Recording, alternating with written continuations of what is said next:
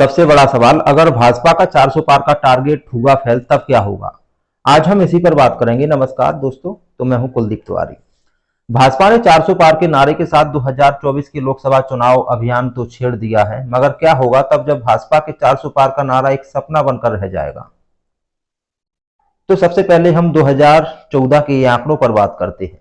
भाजपा ने 2014 में 282 सीटों के साथ जीत हासिल की थी और भाजपा ने सरकार बनाई। तब कांग्रेस को मात्र 44 सीटों पर ही संतुष्ट रहना पड़ा था। वहीं 2019 की बात करें तो भाजपा ने 21 सीटों की बढ़त के साथ 303 सीटों पर ऐतिहासिक जीत हासिल की थी। वहीं कांग्रेस ने 52 सीटों पर जीत हासिल की थी। 2019 में 10 राज्यों और वह केंद्र शासित प्रदेशों में सारी सीटों पर भाजपा की जीत हुई थी। उत्तर प्रदेश में भी भाजपा ने सीधी रणनीति से सपा बसपा गठबंधन की चुनौती को ध्वस्त कर दिया था। वहीं पश्चिम बंगाल में भाजपा ने 18 सीटें जीतकर एक इतिहास रच दिया था। अब बंगाल में भाजपा ममता बनर्जी के लिए भी एक बहुत बड़ी चुनौती बन गई है। 2019 में राहुल गांधी सहित कांग्रेस के बड़े बड़े दिग्गजों को हार का सामना करना पड़ा था। वहीं अब 2024 का चुनाव और विपक्ष का भाजपा के 400 पार के नारे के साथ युद्ध छिड़ा हुआ है।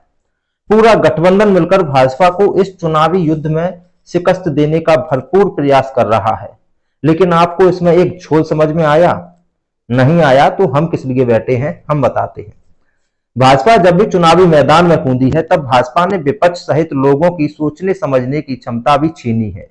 किसी भी पार्टी को सरकार बनाने के लिए चाहिए होते हैं 272 सीटें, लेकिन भाजपा ने 400 पार अब की बार पर सबको उलझा कर रख दिया है। चाहे विपक्ष हो, उनके सपोर्टर हो, केवल ये कहते नजर आ रहे हैं भाजपा को अब 400 पार नहीं जाने देना है। वे ये नहीं सोच रहे अगर 272 का भी आंकड़ा भाजपा ने छू लिया तब भी भाजपा की सरकार बन जाएगी।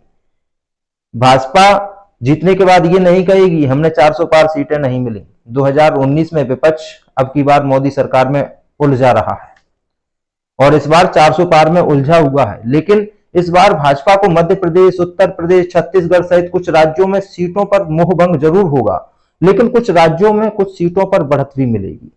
2019 वाला चुनाव परिणाम लाने के लिए ही भाजपा ने 400 पार का नारा दिया और भाजपा 22 से 25 सीटों की बढ़त के साथ सरकार बनाने में एक बार फिर कामयाब रह सकती है। कहते हैं ना, हाथी के दांत खाने की और दिखाने के कुछ और होते हैं। यही समझ लो, भाजपा बस यही कर रही है।